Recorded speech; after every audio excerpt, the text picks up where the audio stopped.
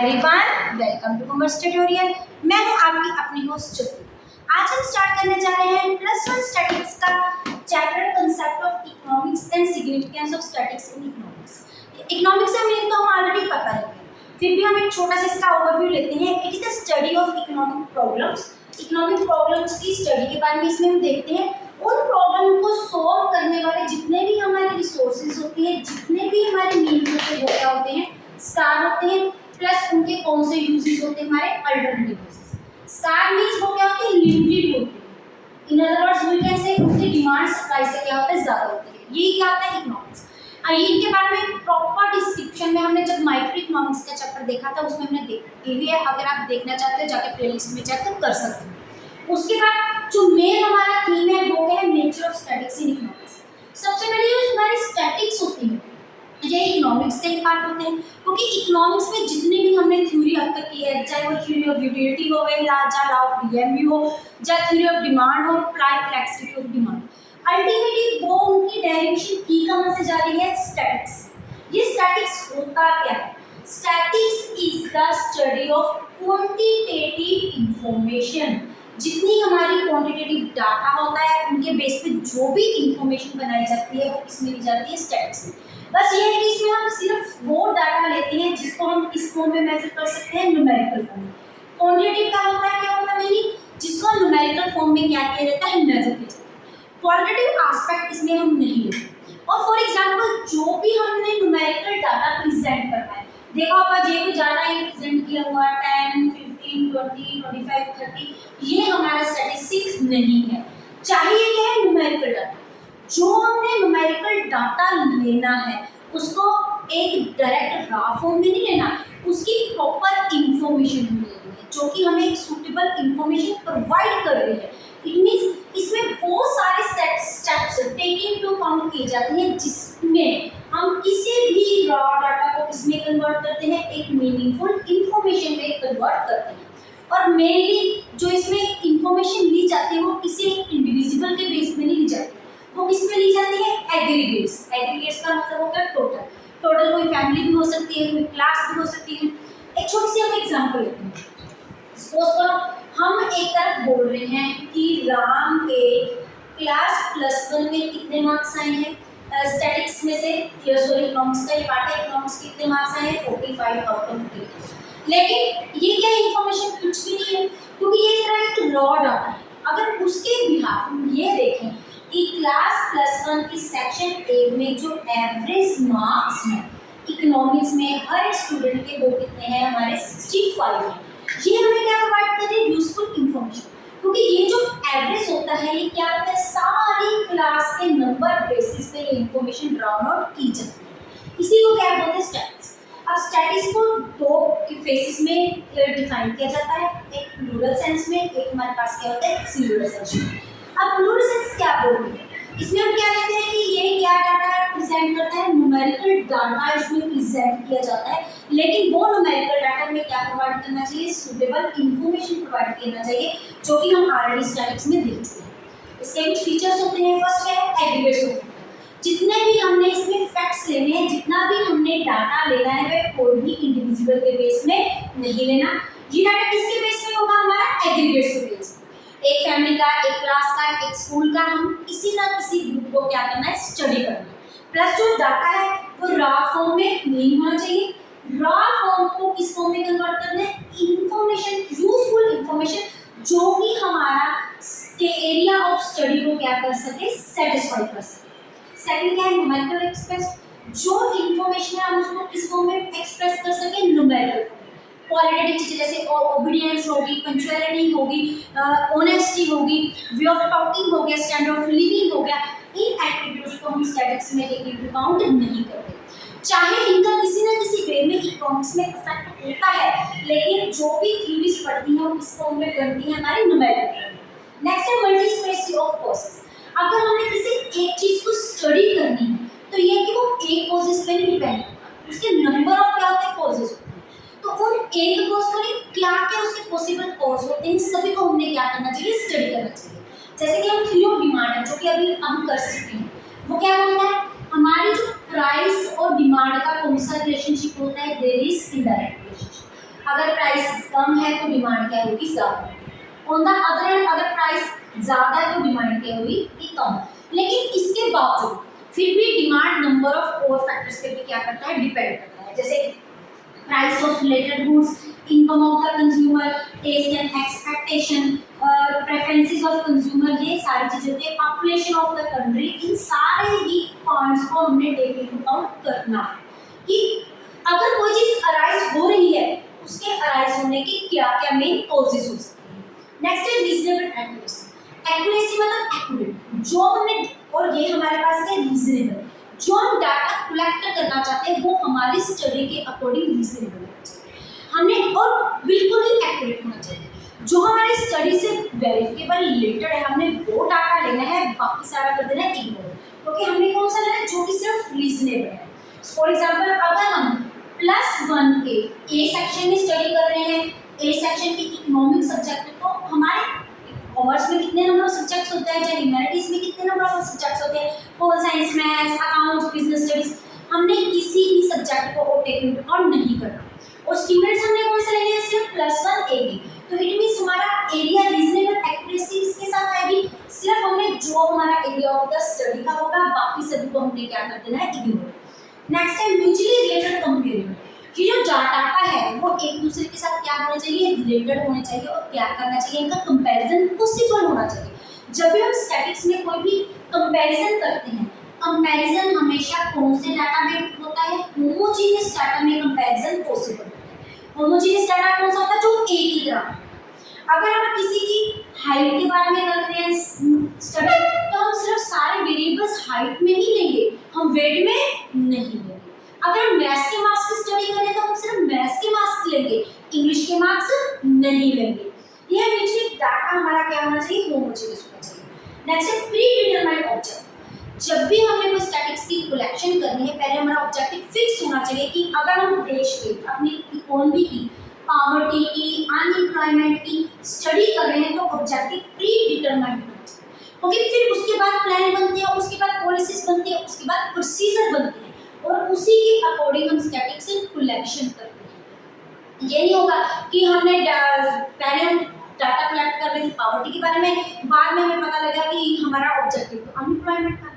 There is wastage of money as well as cost as well as time as well as the output. Next हमारा unenumerated estimator. अब यहाँ पे data को collect करने के दो मेथड होते हैं।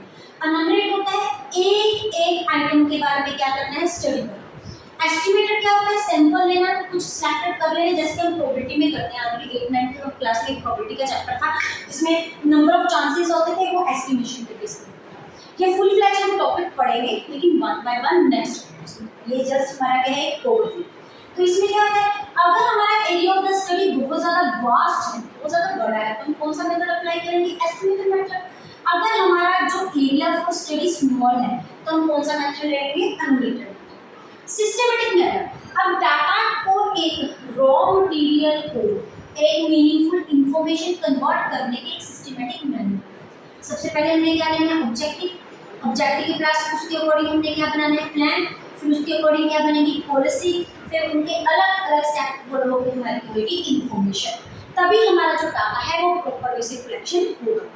नेक्स्ट है हमारे statics as a singular sense. Singular sense में हम क्या करते हैं, जब भी रॉ मटेरियल को इंफॉर्मेशन में कन्वर्ट किया जाता है तो नंबर उसमें क्या होते हैं, स्टेप्स इन्वॉल्व होते हैं। इन स्टेप्स की स्टडी को क्या बोलते हैं, statics as a singular sense.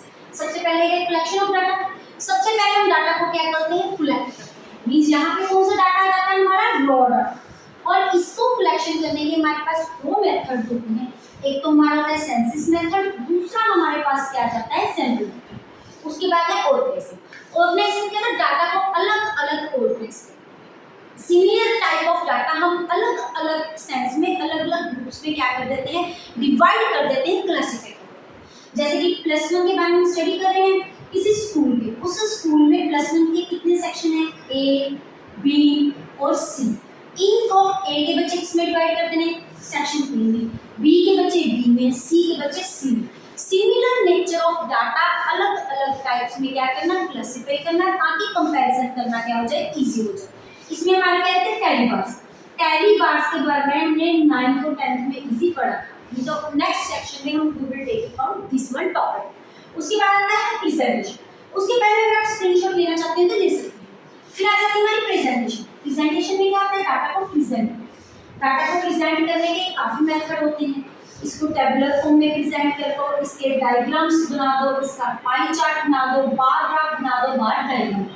This is mostly presentation of data. Analyze, फिर डाटा को क्या करना, एनालाइज करना, उसको देखना, एक्चुअली में उसके फॉर्मूले कैलकुलेट करके देखना। इसी में हमारे कहते हैं स्टैटिस्टिकल मेथड्स अप्लाई करते हैं। इसमें हमारे मीन आ जाता है, मीडियन आ जाता है, मोड आ जाता है। It is record the correlation, record the regression, there is index number. ये क्या है, एनालिसिस ऑफ डाटा। फिर इंटरप्रिटेशन, इंटरप्रिटेट करना, एक छोटी सी समरी बनाना कि जो हमने स्टडी किया है वो एंड में हमें क्या मीनिंगफुल इंफॉर्मेशन प्रोवाइड करता है और उसको क्या करना, कम्युनिकेट करना। किसको कम्युनिकेट करना, इंटरेस्टेड, जिनको उस डाटा में क्या है, इंटरेस्ट। ये क्या होता है हमारा इंटरप्रिटेशन ऑफ डाटा। उसके बाद आता है नेचर ऑफ स्टैटिक्स। स्टैटिक्स की क्या नेचर होती है, वो किस नेचर का होता है। इसके हमारे मोस्ट प्रोबेबली 3 पार्ट्स हैं। फर्स्ट है साइज एंड आर्ट। अब जो हमारा स्टैटिक्स है वो साइंस भी हो सकता है, वो आर्ट भी हो सकता है। साइंस के क्यों, स्टैटिक्स के इन हमने बार बार रेपिटेशन, जैसे हमारी साइंस में क्या होता है, लेबोरेटरी एक्सपेरिमेंट करके, टेस्टिंग करके हम डिफरेंट टाइप ऑफ लॉस बनाते हैं। वो क्या होता है, बार बार रेपिटेशन की फॉर्म। वैसे ही जो स्टैटिक्स होती है वो डिफरेंट टूल्स, स्टैटिकल मेथड्स के बेस पे होता है। जब भी उन मेथड्स को बार बार अप्लाई करते हैं we will get the same answer. तो ये आर्ट भी है, क्योंकि जो स्टैटिक्स है इसमें हम तीन प्रॉब्लम किस बारे में स्टडी करते हैं, रियल लाइफ प्रॉब्लम्स की। जिन प्रॉब्लम्स को हम अपनी रियल लाइफ में क्या कर सकते हैं, स्टडी कर सकते हैं और उनका सोल्यूशन निकालते हैं। हर एक पर्सन को रियल लाइफ सिचुएशन के साथ टैकल करने का अलग मेथड होता है, इसलिए स्टडी करते हैं हम स्टैटिक्स। उसके बाद है सब्जेक्ट मेथड। सब्जेक्ट मेथड या तो डिस्क्रिप्टिव हो सकता है या फिर इन्फॉर्मेशन। डिस्क्रिप्टिव में क्या है, डिस्क्रिप्शन, ये प्रोवाइड करना कि हमारी जो प्रॉब्लम है उसको क्या डिस्क्राइब करना है, जिसको हमने स्टडी करना है उसमें क्या क्या डिस्क्रिप्शन, कैसे डिस्क्रिप्शन आती है, वो क्या डिस्क्राइब करते हैं। इसमें हमारे कलेक्शन से लेके एनालाइज के जितने भी मेथड्स हैं, स्टेप्स हैं, हम इसके में स्टडी करते हैं डिस्क्रिप्टिव स्टेप्स। इन्फॉर्मेशन का मतलब होता है कि क्या क्या इन्फर कर रहे हैं, नेट हमें रिजल्ट क्या मिल रहा है, मींस जो हमने एनालाइज किया है उसके बाद हमारी क्या इंटरप्रिटेशन आ रही है और उसके बाद हम कौन सा कंक्लूजन ड्रॉ कर रहे हैं। और ये किसमें हम स्टडी कर रहे हैं, इंटरप्रिटेशन। जो हमारा इंटरप्रिटेशन का स्टेप है वो काम पे आ जाता है इन्फॉर्मेशनल स्टैटिक्स में। थर्ड है हमारे पास लिमिटेशन ऑफ स्टैटिक्स। हर चीज के कुछ पॉजिटिव पॉइंट्स, नेगेटिव पॉइंट्स भी होते हैं। फर्स्ट है ओनली न्यूमेरिकल डाटा। इसमें हम सिर्फ किन चीज़ों को प्रेजेंट करते हैं जिनको हम न्यूमेरिकल क्या कर सकते हैं, एक्सप्रेस कर सकते हैं। कोई भी क्वालिटेटिव मेथड इसमें टेक इनटू अकाउंट हम नहीं करते। जैसे हम पहले के देख चुके हैं, पंक्चुअलिटी, ओबीडियंस, हमारी ऑनेस्टी, उसके लिए इसमें कोई भी जगह नहीं है। एग्रीगेट्स, जो भी हमारे रिजल्ट्स होते हैं वो किसके बेस पे होते हैं, एग्रीगेट्स के बेस पे क्या माने जाते हैं, they are known to be the true. Individual की इसमें स्टडी हम नहीं करते, उसको क्या किया जाता है, इग्नोर किया जाता है। होमोजेनिटी ऑफ डाटा, ये भी हम देख चुके हैं। हमारी स्टडी तभी सक्सेसफुल मानी जाती है अगर डाटा किस नेचर का होता है, होमोजेनियस नेचर का। हेटेरोजेनियस नेचर, जैसे कि अब क्लॉक की मेजरमेंट किसमें की जाती है, मीटर में। डिस्टेंस को किसमें मेजर किया जाता है, किलोमीटर। दोनों का आपस में कंपैरिजन नहीं किया जाता, दोनों की यूनिट्स क्या है, डिफरेंट होती है। अब जो हमारी हाइट है वो किसमें मापी जाती है, फीट्स वगैरह में मापी जाती है। जो हमारा वेट है वो किसमें मेजर किया जाता है, केजी में। ये दोनों के यहाँ पे डिफरेंट पैरामीटर्स हो गए, heterogeneous data. Result true on average, जो हमारा रिजल्ट ट्रू होता है वो किस बेसिस पे सिर्फ माना जाता है, ट्रू एवरेज। बाकी जितने और स्टैटिकल मेथड्स हैं उनको हम प्रॉपरली नहीं मानते। जैसे कि इसमें काफी सारे मेथड आ जाते हैं, मीन आ जाता है, मीडियन, लेकिन जो स्टडी हमारा मीन है वो क्या माना जाता है, बेस्ट में। उसके बेस से हमारा जो रिजल्ट होता है वो ट्रू होता है। नेक्स्ट है result true on the references. हमें जब भी स्टैटिक्स के बारे में स्टडी करनी है तो हमें ये भी देखना पड़ता है कि वो स्टैटिक्स हमने किस कंडीशंस के अंडर कैलकुलेट किया है।